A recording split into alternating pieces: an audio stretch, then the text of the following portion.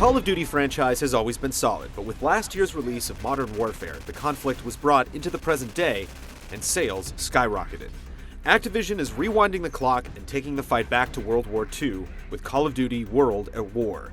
It's built on the same tech that powered Infinity Ward's smash hit from 2007, but an engine does not a game make. War is hell, but is this one heavenly? Schwein, du hättest lieber tot bleiben sollen! Was ist das?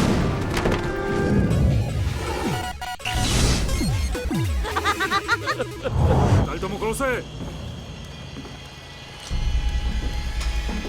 To the hell. World War II is all but over.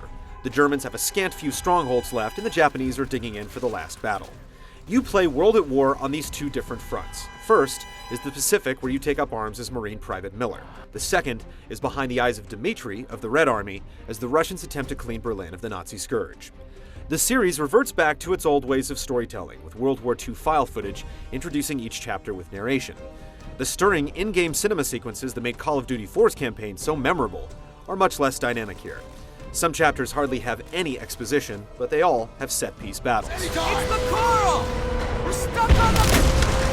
Drop the ram! The dual plots are passable, mainly because no one needs an excuse to kill Nazis or someone running at them with a bayonet. There's just very little personal attachment to it. There's no one antagonist to seethe over, and with the exception of a couple of characters, your brothers-in-arms are never really personified. It does lead you through the end of the war from two very different perspectives, and succeeds at reminding you how difficult it was to survive either one.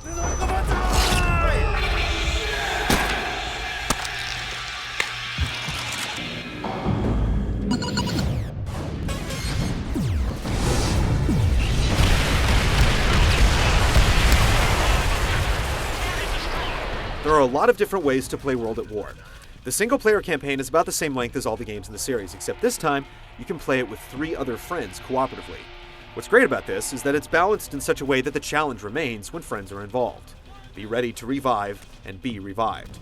There's also a competitive element to it since a score is kept, and you can get combo bonuses if you string kills together. No matter how many people are slinging lead, it's designed the same way. You spend a lot of time being herded down corridors by invisible walls until you spill out into epic battles in wider expanses. Even here, the game teaches you that there's really one way to get through the fray. Try as you might, it can be difficult to find 2 different ways through a firefight. Occasionally there are trenches that you can blast through as an alternative, but otherwise, it's pretty straightforward. The authenticity you expect is standing at attention. You'll rekindle your relationship with the M1 Garand and a host of other arrow weapons, and this is really where you appreciate playing in 2 different locations. The Japanese have entirely different weapons from the Germans, and you'll undoubtedly find a favorite from each country.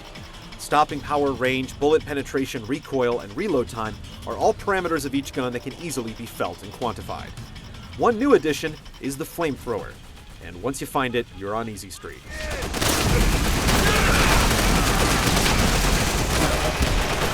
As you might expect, the gadgetry is kept to a minimum. There are no night vision goggles, laser sights, and the like. You do get frag grenades, smoke grenades, and the opportunity for the occasional airstrike, but the time period definitely limits the possibilities. While the campaign is brief, there's much more to do after the war is won. The most interesting addition is the Nazi Zombies minigame, where you and some compatriots are trapped in a bombed-out building under siege by the Walking Dead. You can play it with CPU assist or with 3 friends, and there's a money system in place to limit your weaponry. It starts out a little slow, but eventually you'll be scrambling to keep the windows boarded up while watching your back. The competitive multiplayer modes take more than a cue from Call of Duty 4, and of course, that's a great thing. The XP and perk system has returned, ensuring that motivation persists. There are some new perks, and the Prestige option allows you to keep earning insignias and create a class slots long after the level 65 cap.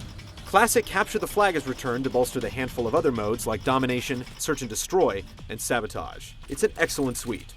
Kill streaks have also returned, allowing you to call in artillery strikes, mark enemies on the map, or summon a pack of dogs to do your bidding. You can also pilot tanks in the multiplayer this time, and it's a nice start, but it still seems anemic compared to games like Halo 3. There are tons of ways to play Call of Duty World at War. Taking a cue from Halo 3's skulls, there are even death cards hidden throughout the levels that you can use to alter the multiplayer experience. Yet aside from Nazi zombies, there's nothing that will obliterate expectations. The formula still works, and works well.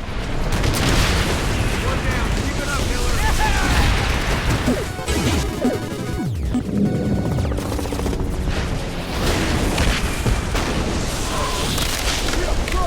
On the ground, with gun in hand, things are undoubtedly frenetic and unpredictable. Enemies can come from anywhere. The Japanese will hide in trees, or pop up from the ground and rush at you bonsai style. If they get too close, you can click the right analog stick and ram a knife into their neck for an instant kill. The generous aim assist returns. If you get your reticule close to an enemy and then go to the sight view, you're almost always lined up perfectly for the kill. The flamethrower can be used to burn grass and flush out enemies, or as a spray gun that will keep hordes at bay. It's a little overpowered, but really fun to use.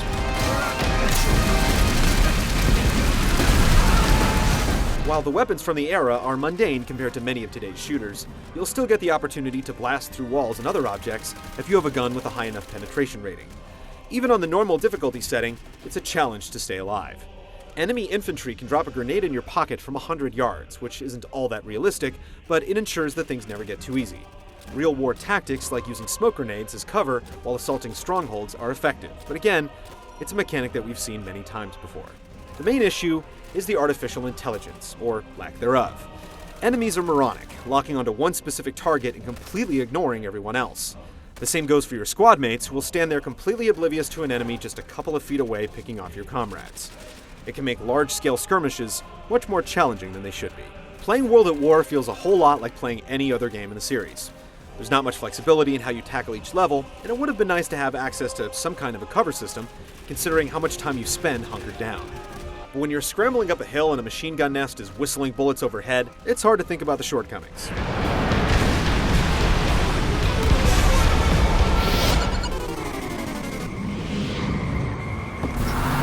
Call of Duty 4 engine has held up well, making World at War one of the finer looking games on the market. But it also looks like a cut and paste job. Due to the time period, there are far less wow moments bolstered by technology, but the fundamentals are nailed as the game always runs at a steady clip. Clothes have an appropriate sheen when battling in the rain, and the lighting engine is still one of the finest in the business. We're disappointed that so little care was paid to how the exposition unfolds. We can only watch grainy war footage so many times before it begins to lose its impact. At least it's a far more brutal game, with some scenes literally making us cringe.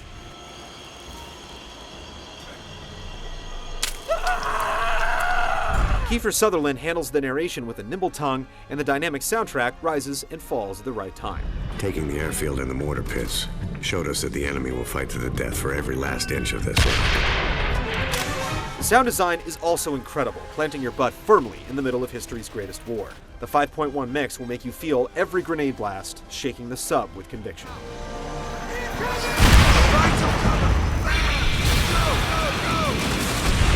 Get to cover now!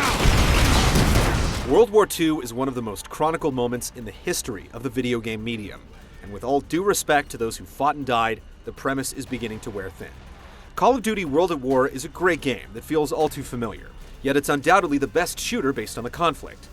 Comparisons between it and Call of Duty 4 are inevitable, but even on its own merits, it's a paint-by-numbers affair. The single-player campaign is intense, and the cooperative play is engaging, but the competitive multiplayer, despite some added perks and tweaks, is subdued by the era it so accurately replicates. If you've spent the past 12 months building your prestige with everything the modern age has to offer, you'll have problems finding things to get too excited about. That said, there are still few shooters on the market up to its level of quality, so suit up, soldier, and prepare for one last push.